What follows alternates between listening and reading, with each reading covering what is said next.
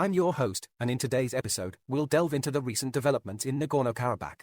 This conflict has caused massive upheaval, with devastating consequences for the people caught in its wake. In a 24-hour offensive, Azerbaijani forces launched an attack on Nagorno-Karabakh, a self-governing Armenian-populated region, on September 19, 2023. This assault followed a 9-month blockade by Azerbaijani authorities, sparking international condemnation. Azerbaijani forces targeted the capital, Stepanakert, with drones and artillery, breaking through the front line and surrounding key settlements. President Ilham Aliyev claimed Azerbaijan had restored its sovereignty over the region, and a ceasefire was declared. However, there were reports of continued shelling and small arms fire in some areas.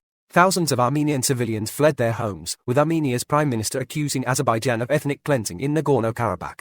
Human rights violations by Azerbaijani forces were previously documented in areas under Baku's control in 2020. Bellingcat monitored humanitarian consequences, focusing on attacks on civilian infrastructure and the movement of the ethnic Armenian population.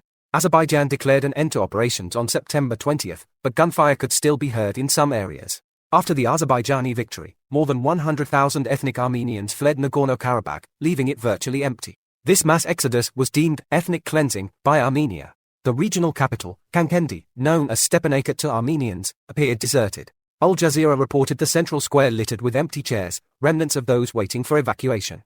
Azerbaijan's President Aliyev announced plans for Nagorno-Karabakh's reintegration into his country, aiming to restore control over the region. Azerbaijan sought to oversee the region with special representative offices, reintroduce its currency, and guarantee rights and freedoms. However, Armenians fled despite these assurances. A United Nations mission arrived in Nagorno-Karabakh to assess humanitarian needs, but it faced criticism for arriving too late. Western countries expressed concern and called for the protection of Armenian rights. Armenian outposts high in Nagorno-Karabakh's mountains told a tale of rapid defeat during Azerbaijan's swift military operation. Azerbaijani forces seized the region in less than 24 hours. Azerbaijani military representatives did not elaborate on the high casualties suffered during the battle. They mentioned precision artillery strikes and infantry engagements against irregular Armenian forces. The UN and Red Cross gained access to Kankendi, now a ghost town with possessions left behind in the streets. Nearly 120,000 Armenians left Nagorno-Karabakh, and abandoned cars lined the Lachin corridor, the only route to Armenia. Azerbaijan claimed to have targeted legitimate military targets and offered peaceful reintegration. However, Armenian Prime Minister Pashinyan accused Azerbaijan of ethnic cleansing, and others condemned the operation. Kankendi, once a bustling city, now lay deserted. Abandoned animals roamed the streets, and occasional ambulances searched for those left behind.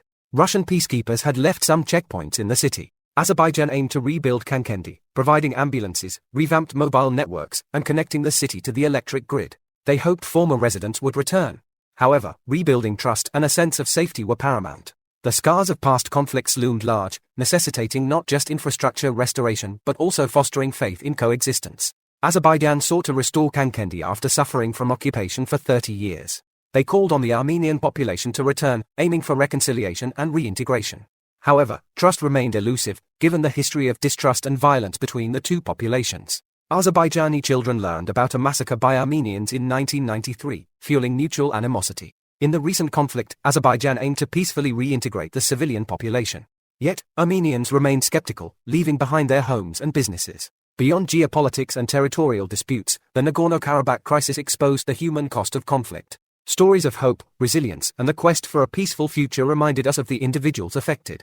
Nelly Babayan, a 65-year-old ethnic Armenian woman, faced the most painful emigration of her life when she had to leave Nagorno-Karabakh.